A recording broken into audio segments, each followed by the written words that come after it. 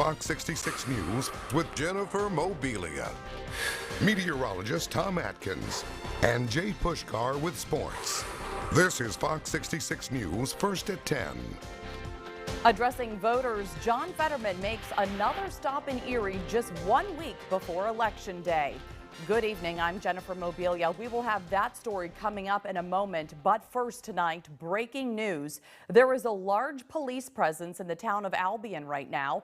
Authorities aren't releasing any information, but we do know several roads near North Street and North Main Street are currently blocked off, and no one except law enforcement is allowed on North Main Street. Several businesses in the area telling us state troopers were going door to door this afternoon, asking if anyone had seen a bald man. From what we're being told, troopers didn't say why they were looking for that particular person, but they were clearly canvassing the area. In addition to several state troopers, there was also fire police from Albion, Cranesville, Platea, and Franklin Township. A semi is removed from a ravine along Interstate 90 days after it veered off the road. It's new at 10 o'clock. Eagle Towing working throughout the day to remove the semi from a culvert near Crooked Creek. The company used 2 rotators to winch the truck and trailer one by one and pull them up over the embankment. Crews pulled each piece over the guardrail and removed them from the highway.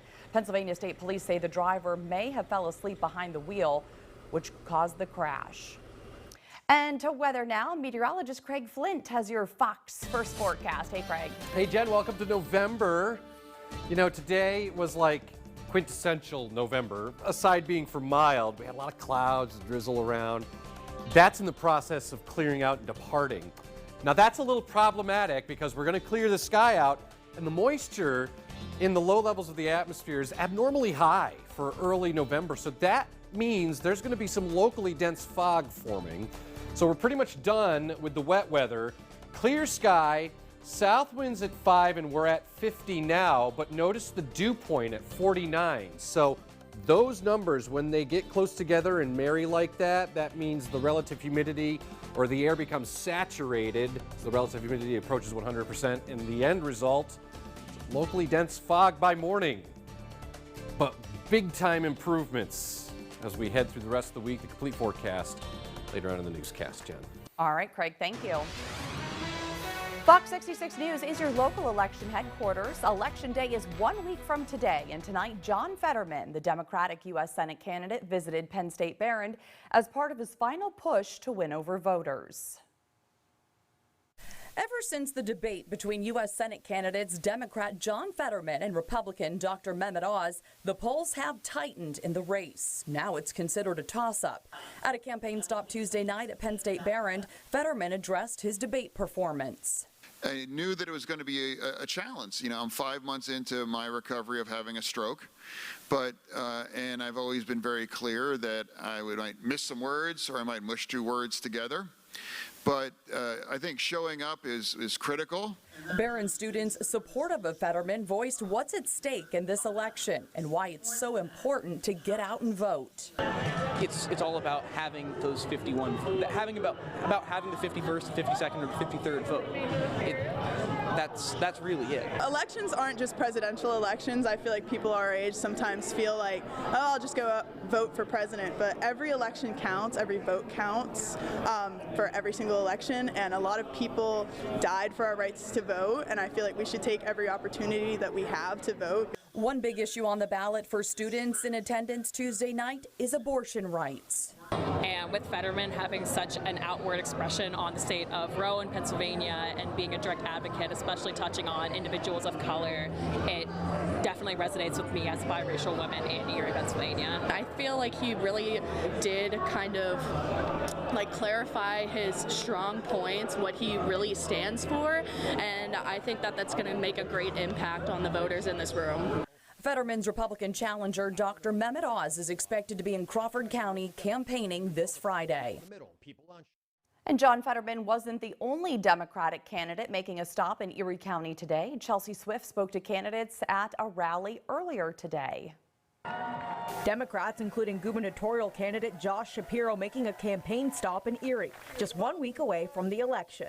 It's the final push to get out the vote. We're really proud of the fact that we've seen so many Republicans join Democrats and independents in supporting our candidacy, demonstrating, I think, the breadth of our campaign and the depth of support we have from all across party lines, and that is really humbling for us. Right now, I think the momentum is on our side, despite what national polls say. Pennsylvania is a different dynamic, right? We've got impressive candidates up and down the ballot, and I'm just excited to bring this home. The chair of the Erie County Democratic Party says rallies like this are important to encourage people to get out to vote. He says he feels confident about the general election. I think there's a lot of Republicans who are losing faith in their own party, and while they're not ready to be Democrats, and we certainly have some ideological differences between us, they're looking at the choices on the ballot and trying to make the best choice for Pennsylvania. Josh Shapiro and other Democratic candidates say they're encouraged by the turnout at recent rallies in Erie County. It's 10 o'clock in the morning on a work day and on a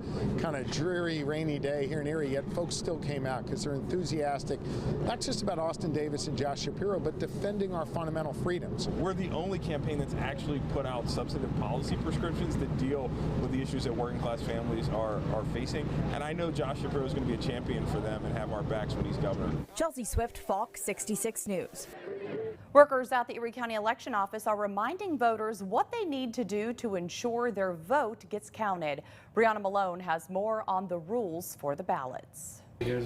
Before Election Day arrives in Erie, election office workers are reminding voters what to expect if you're a first-time voter. You will be asked to see your ID, so you want to have that available.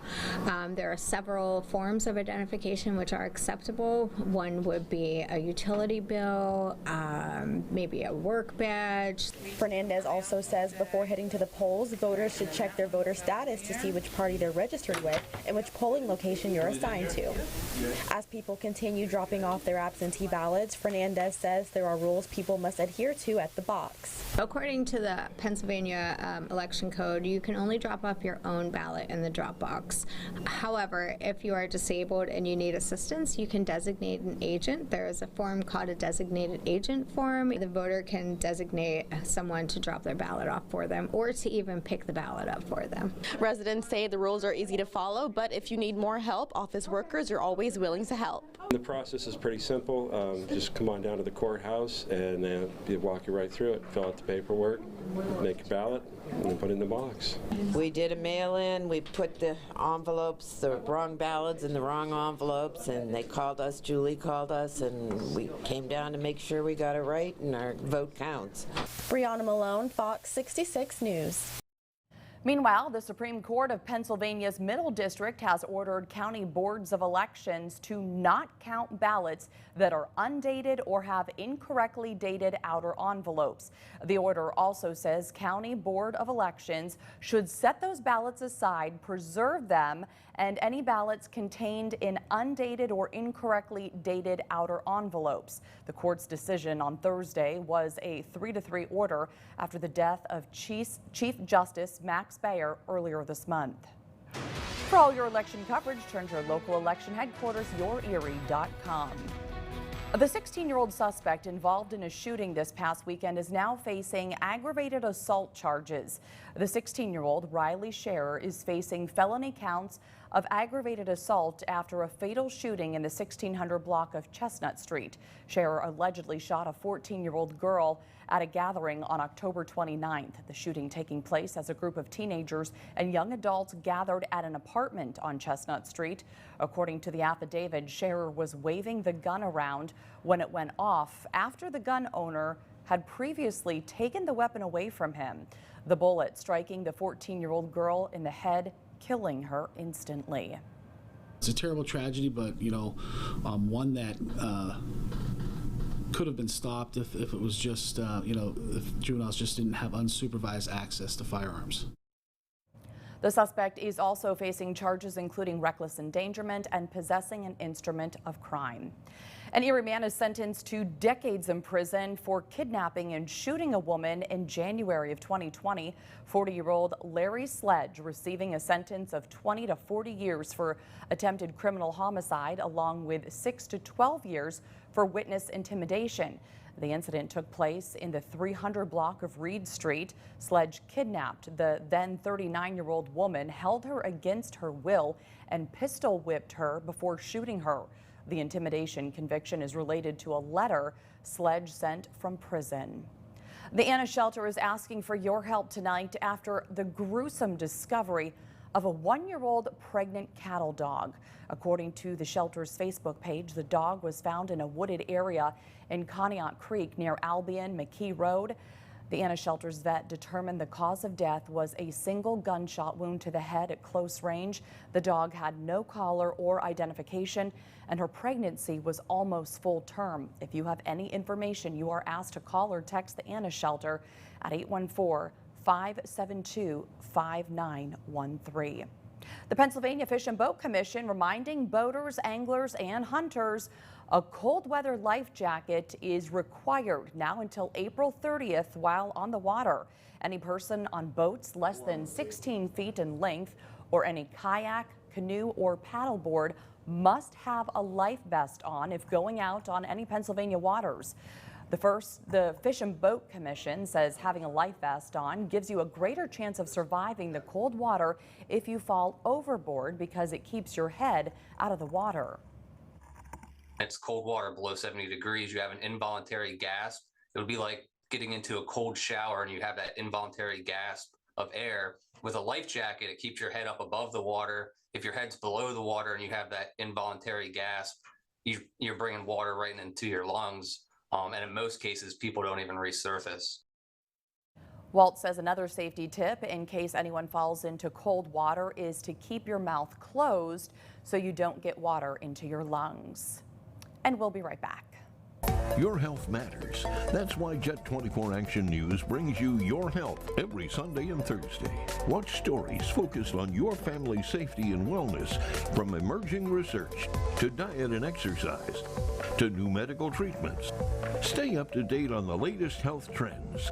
Your Health is sponsored by the Care Communities of Presbyterian Senior Care Network. Aging is a natural part of life. We're making aging easier. Visit us at srcare.org. I care about the people of Erie because I live here. I grew up here. I spent most of my life living here, and a lot of the people are friends and family, and I care about the community. We try very hard to bring you the stories that matter most to you and work hard to be the news team that you can trust. Watch Fox 66 News with Jennifer Mobilia, first at 10.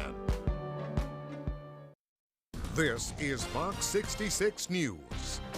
Coming up, holiday spirit. Work on this year's light display at Presque Isle gets underway. That's just ahead on Fox 66 News. The Erie Zoo receiving grant money from the state to fund improvement projects in hopes of regaining its accreditation. Representative Bob Murski presenting the check of $250,000 to members of the Erie Zoo Board today. The money will fund the construction of a new family restroom and replace the chain link fence surrounding the African Wild Dogs exhibit. One board member says by making these improvements, the zoo is one step closer to getting its accreditation back. We're committed to turning that around. We started some of the meetings with the local officials. They seem committed to helping us out. So we're looking forward to that. And that's a big part of what we need to do, is to secure some more long-term operational funding. And Beach also says any donation to the zoo helps make the improvements happen.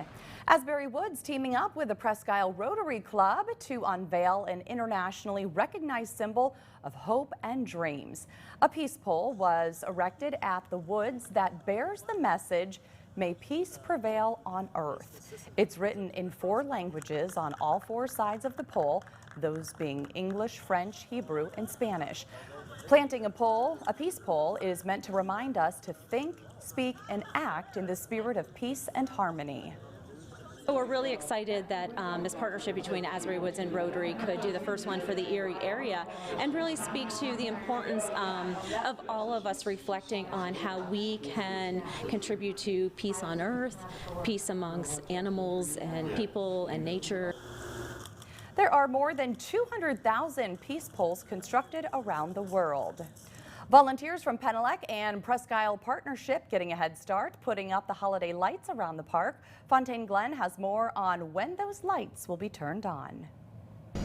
One light at a time is hung up through Presque Isle State Park in preparations for Presque Isle Lights in December. Kind of getting the foundation laid so that when the bad weather does come, you know, we have got a lot of the work already done. So today we're really focusing on outlining the buildings and different lights. Dozens of volunteers from Penelec and Presque Isle Partnership sorting the lights as line workers hang them on trees and the buildings.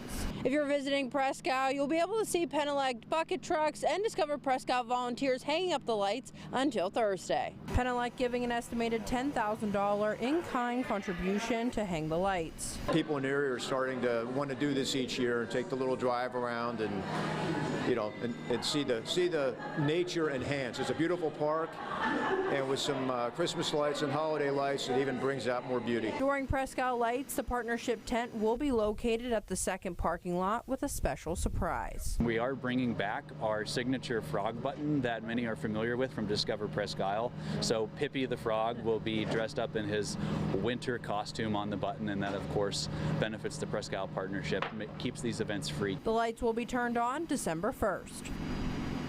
Fontaine Glen, Fox 66 News.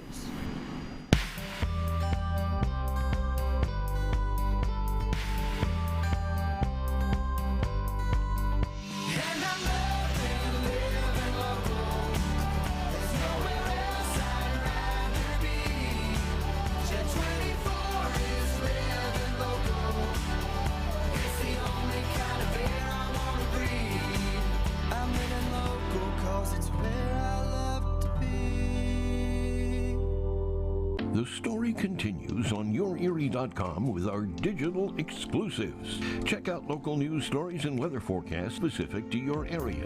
Click on the top headlines of what's trending and stay up to date with extended interviews. All access articles with extra details you won't see anywhere else. And links to additional content based on the news that interests you. Stay informed and stay connected with digital exclusives only on YourErie.com. From your weather authority, here's meteorologist Craig Flint. Hi.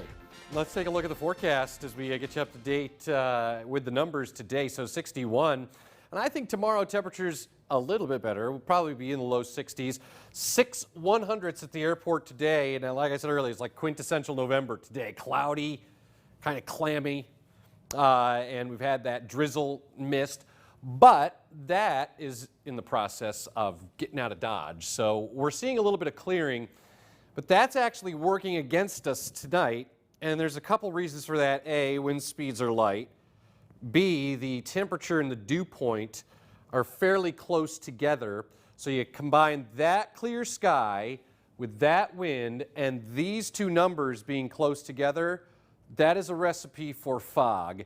And we're starting to see some of that fill in and proliferate a little bit here. Could become locally dense by the time you wake up tomorrow morning.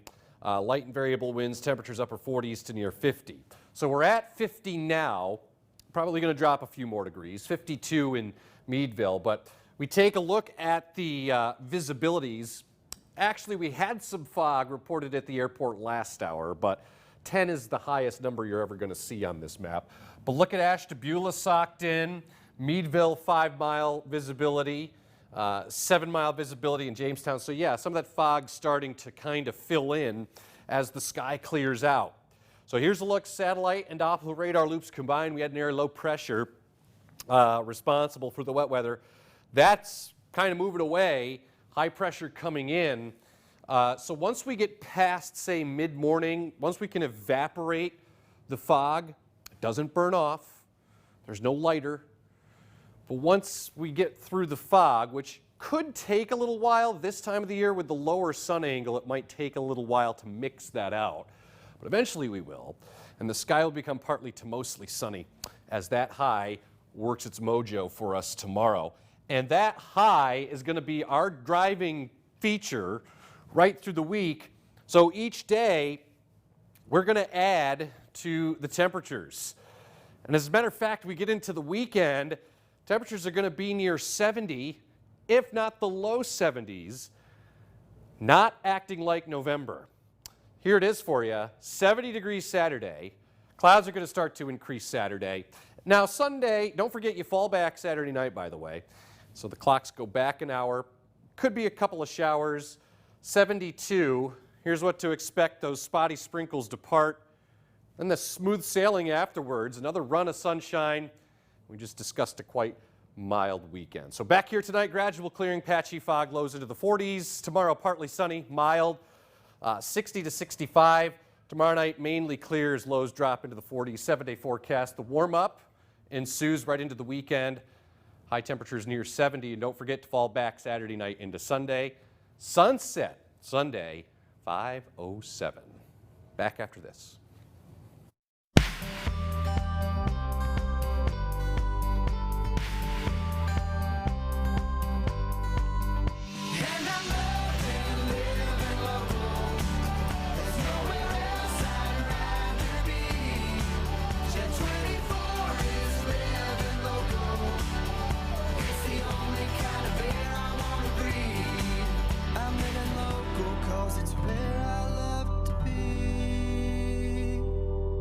The story continues on YourErie.com with our digital exclusives. Check out local news stories and weather forecasts specific to your area. Click on the top headlines of what's trending and stay up to date with extended interviews. All access articles with extra details you won't see anywhere else. And links to additional content based on the news that interests you. Stay informed and stay connected with digital exclusives only on YourErie.com. And now, Fox 66 Sports with Jay Pushkar. Good evening. 3 more District 10 soccer championships were on the line, including Cathedral Prep taking on Meadville for the boys Class 3A crown. No need to adjust your monitors. Fog rolled into Waterford, and it didn't bother the Ramblers one bit. Opening half, and it's Dylan Danch driving in and scoring, making it 1-0 Cathedral Prep. 2 minutes later, Noah Hansel puts a shot on net. Save is made, but he stays with it and buries the rebound. Ramblers up 2-0. And they weren't done. Now 3-0 Prep, and they attack again, and it's Danch getting a great cross and score as Cathedral Prep goes on to win the District 10 Class 3A championship. They go on to blank Meadville 10-0. Meanwhile, Seneca boys and, of course, Mercier's Prep girls winning championships tonight. We'll have more on Jet 24. Back to Waterford for a PIAA sub-regional match for McDowell taking on Brashear. Trojans leading 1-0 in the second half. Luis Corrales awarded the free kick, and he buries it. Made it 2-0 McDowell. And then later in the second half, Owen Peterson converts on a penalty kick as well. McDowell advancing to another sub-regional round after beating Brashear. They shut them out 3-0. College playoff soccer, PSAC quarterfinal match between Seton Hill and Gannon. Golden Knights trailing 2-0 in the first half, but they got back-to-back goals from Pal Ferrer and Tinashe Katsende. 59th minute now, tied at 3. Batista Cordy with his second goal all season long proves to be the game winner as the Gannon men's team advancing into the PSAC semifinals behind a 4-3 home victory in the quarterfinals over Seton Hill. Women's soccer from downtown. PSAC quarterfinal match between Seton Hill and Gannon. No score until late in the second half. The Golden Knights scoring twice on corner kick plays. The first goal coming off of the foot of Leah Bermudez.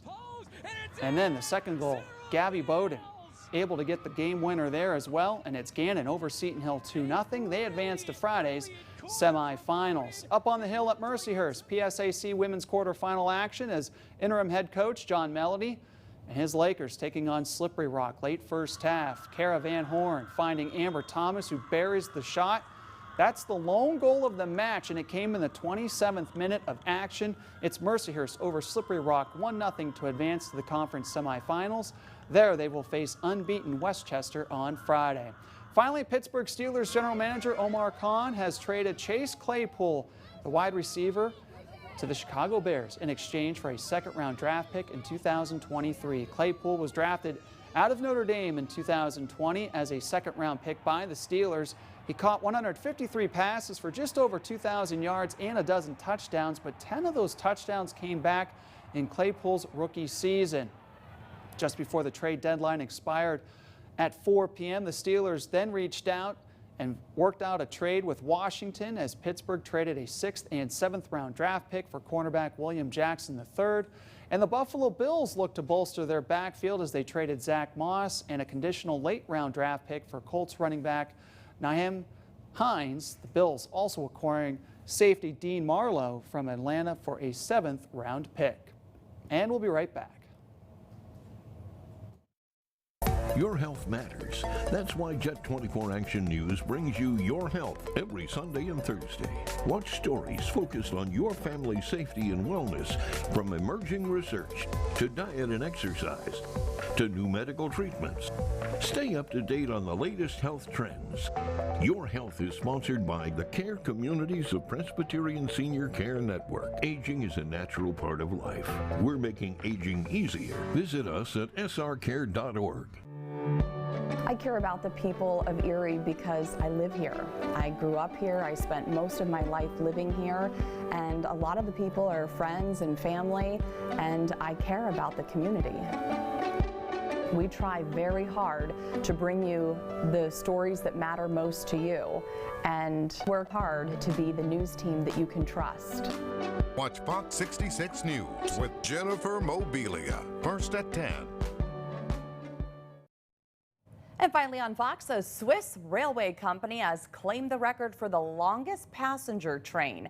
The convoy, comprised of 100 coaches, 1.2 miles long, traveled 15 miles through the Alps. Rail enthusiasts lined the valley to watch the train wind its way through 22 tunnels and across 48 bridges. The entire journey took more than an hour. That kind of looks like a lot of fun. I don't know why, but Willie Nelson's song "City of New Orleans" popped in my head with that story. When don't want to get caught one of those, railroad crossings. Oh my goodness, right? A little while. Hey, you look at this forecast and you think, what? Is this early October? No, it's November. We're going to show you that, but it's not going to act like it going into the weekend. Don't forget, you gain an hour, but kind of lose an hour of daylight at the same time this weekend. Wah, wah. Wah, wah. All right. And you can get breaking news anytime right here on YourErie.com. And you can watch today's top stories on Jet 24 Action News at 11. Good night.